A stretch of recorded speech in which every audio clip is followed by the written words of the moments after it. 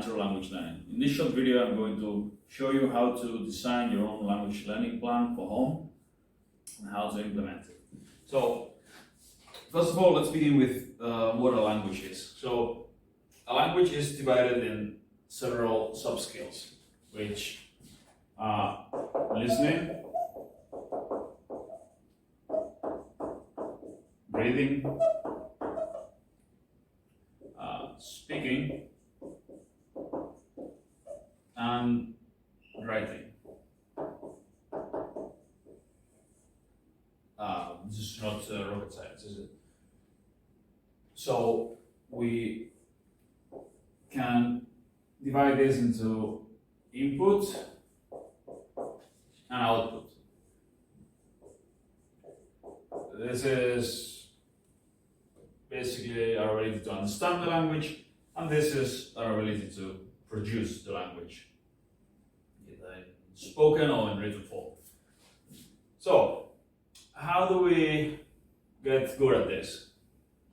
First of all, instead of doing grammar exercises and that kind of stuff, learning vocabulary lists, I think we get good at what we do.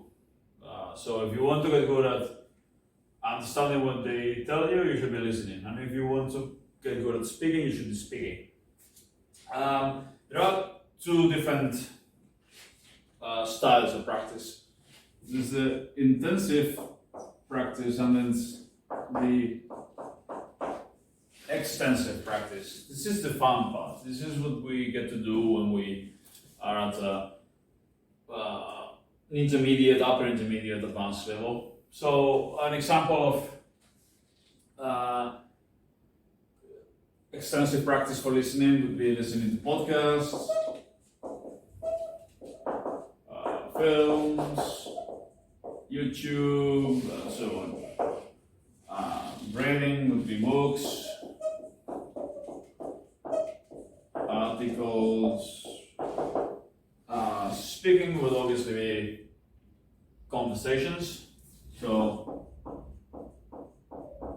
if you want to be good at speaking a language, just go out there, talk to people. But you can't always do that. For whatever reason, you don't live in a country where people speak the language, or usually that's the reason. In that case, you can always find someone on the internet. And writing, that's another topic. Writing extensively, that would mean you either use it for work or you like writing. And if you're at that point, you don't need me. So the main question is how we get here. That's the tricky part. How we go from knowing very little of the language to learning more through listening to interesting content, reading interesting content, having conversations. That's the fun part. How do we get there? Through intensive practice. So the more of a beginner you are, you need more intensive practice. The more you know of the language, the more able you will be to enjoy real, authentic materials and to keep learning through them. So let's start with listening. What's the best way to start practicing listening? That would be reading and listening. That's, you have a script, you have audio as well, and you listen to it while reading. So you get to hear how it's pronounced, and you can read it as well. That's a big problem in language learning, I find, that reading and listening are seen as, in the traditional school system method at least, they're seen as different skills, and they worked on as different skills. So you do listening practice and then you do reading, and read and listen at the same time. It's the best way, I think. Then there'll be repetitive listening.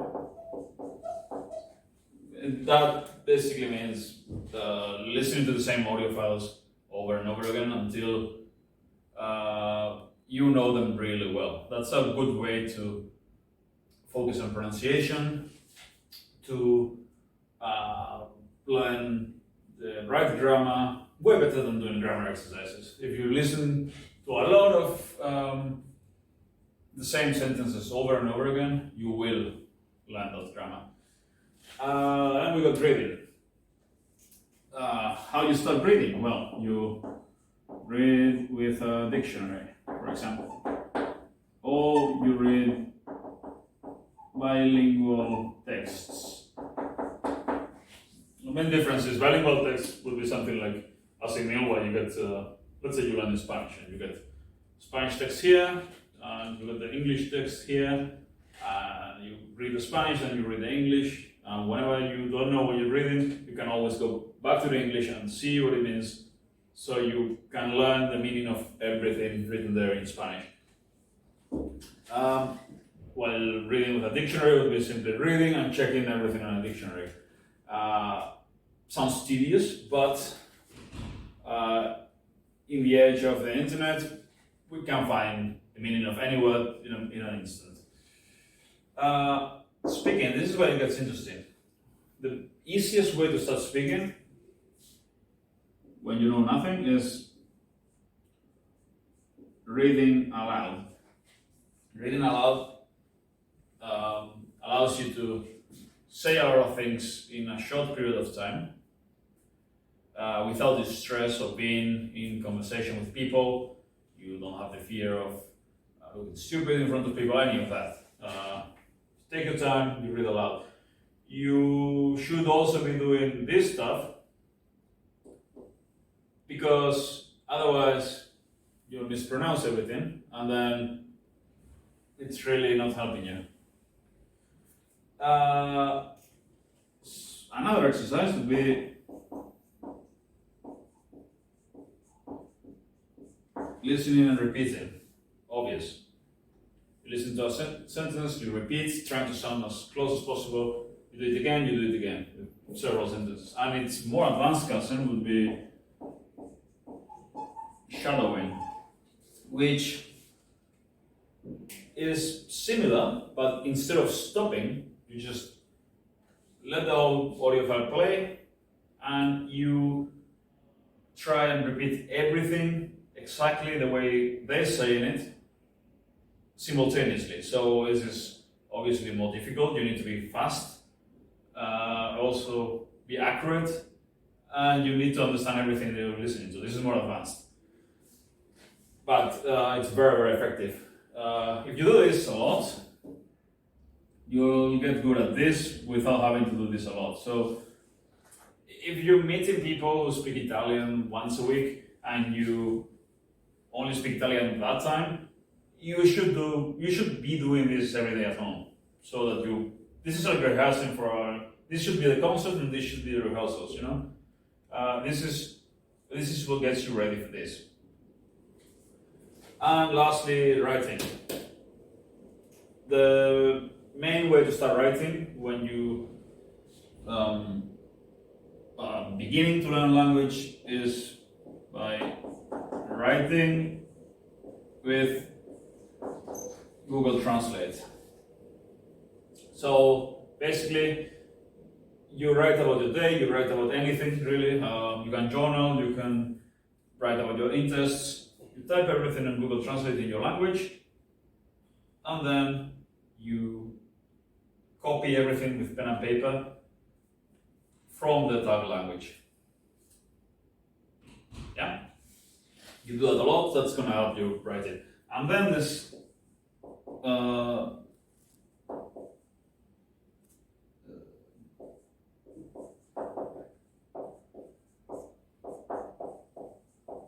this bidirectional translation. This is something famous polyglot Luca Lampariello invented. It's also very effective. Here, you take a text in the original language.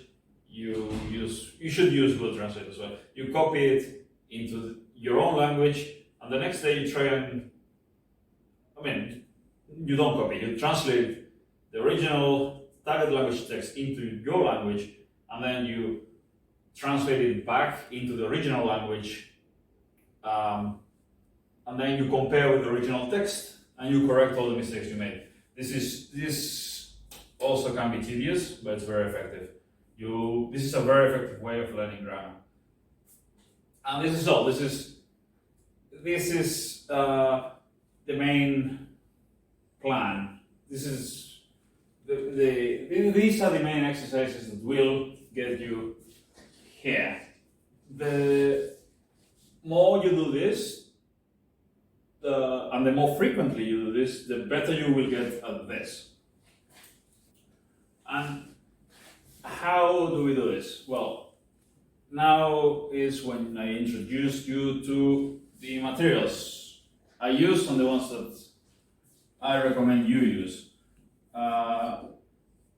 This is The Undisputed King, Simil, really good. Then there's Link, excellent as well. Glossica, which I discovered recently and is also really good. And this Pimsleur, which is not as good in my opinion, but at the very initial stages can be effective. So, Simil offers you bilingual texts. So you get your Spanish or Russian or whatever you're learning, and then next to you get the English translation of it. And you can do this with that.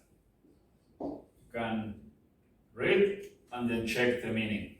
Link has a dictionary itself, so basically you can click on the words and you can read and check all the words. So it's basically the same thing. They're both very good for reading. So you can do that first. Read, understand, then you can read while listening. Once you read and understood, you can read the script, because most of them are scripts that come with, all of them are similar, most of them scripts that come with audio. So you can listen to the audio while reading. So you know what the meaning is, and you listen to it, and you listen to the way it's pronounced in the original language. After doing that, you do this. You read it aloud, trying to sound as close as possible to the way that we're pronouncing it here. And after doing that, you listen to it one more time, this time without reading, and you either shadow it, or if that's too difficult, then you listen and repeat. And a fifth thing you could be doing with this, either of them, is this. So 1, 2, 3, 4, 5. Do all of those, and you've practiced every skill in the language. If you have to skip something, I'd suggest you skip this, because especially this and that will really improve your speaking, and this will improve your listening as well. I mean, doing this and this. So a combination of read and listen, read aloud, listen and repeat, will really improve your ability to understand, your ability to speak very quickly. Then we get to these are more speaking oriented. Less reading, more listening, more speaking. Glossica, basically you get a sentence in your own language, and then its translation in the target language, the language you're learning, and it's you get it written, you get it written phonetically as well, and you get it, you listen to it twice, and it's fast. It's in the way a native speaker would say it. So the best way to do that is you could read and listen only, yeah, true, but you could just put it on loop and listen to it over and over again. But the best way is this. Glossica is perfect for this. They call it sentence mining. You could listen and repeat hundreds of sentences with Glossica in an hour. If you do that on a daily basis, you will be able to say a lot of stuff very, very quickly. That's why Glossica is good. I wouldn't use it on its own. I will always combine it with one of these two. Pimp slash slightly less good in my opinion, because you can also use it for this and this stuff. This stuff, not for reading. So, but it's always a small dialogue and then a lot of explanations in English, and then the dialogue's broken down into parts, and yeah, you learn the sentences using that dialogue really well, and you can speak along with it. You can repeat. You can guess what. So they'll tell you now you say this, and you try and say it, and then if you're not able to, you say it after the voice says it. So it is effective to learn. The thing with it is that it's very limited. You practice a very, very limited range of sentences. It's effective to learn those, and in the very beginning, when you learn the language, it's effective to learn a few small talk sentences quickly. A long term is not. It's not anywhere as useful as this trick. And that's it. These are the things I would use. And so then the next question is, how do we divide this? How much of this should we do, and how basically designing the game plan. So for me, a little bit every day is better than doing a lot a couple times a week. Consistency and regularity is where your language improves. So what I'd suggest is, let's say, doing 30 minutes a day of this stuff that I just explained. This is the study time, 30 minutes a day of study time. And then this part, you could do it while you're doing something else. You can find podcasts that you're interested in, any topic that you're interested in. For me personally, it's history. I listen to a lot of podcasts on history. So you can listen to them while you're driving, when you're, commuting, public transport, you're doing things at home, cleaning, cooking, and so on. You can find an hour a day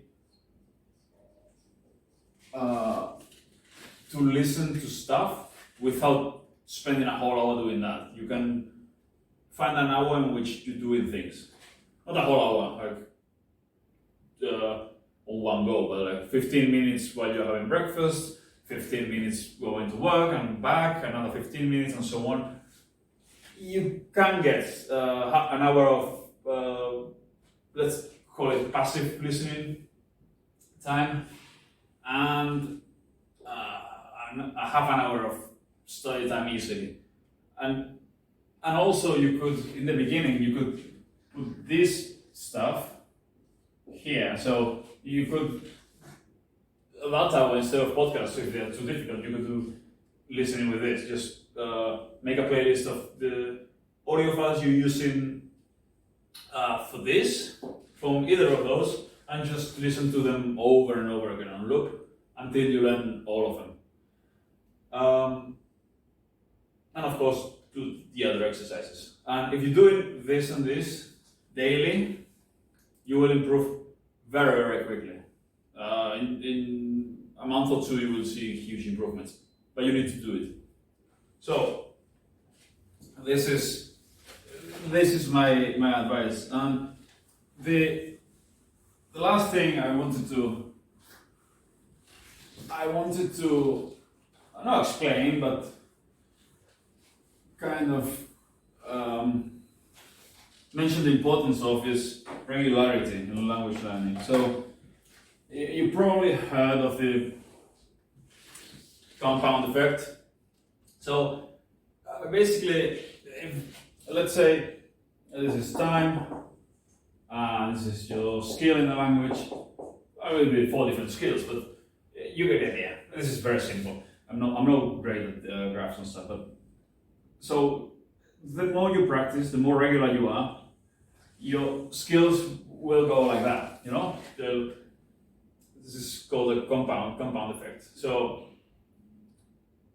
if you learn on a daily basis, at some point you will have some breakthrough moment where you realize you're improving a lot, and the moment you're comfortable using real life materials and you're enjoying it, your rate of improvement will quickly grow, and you will very quickly get good if you are very regular with it. Like I said, half an hour of study time, an hour of listening time. If you start being semi-regular and then you kind of, start slacking and you quit for a couple of weeks and you start again, you'll be doing this,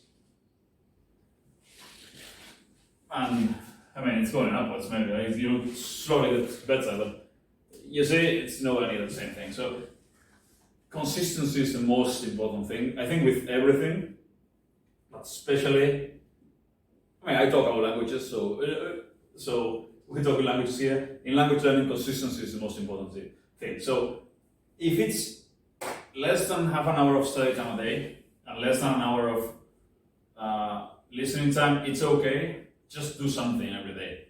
And if it's double the study time and double the listening time, way better. You'll get better much faster. But make sure you're doing something every single day. That's the most important thing. So, and that's all. If you like the video, give it a like, share, subscribe, all that good stuff. If you want personalized coaching, or join my Spanish immersion group, links are below. Thanks for watching, and see you next time.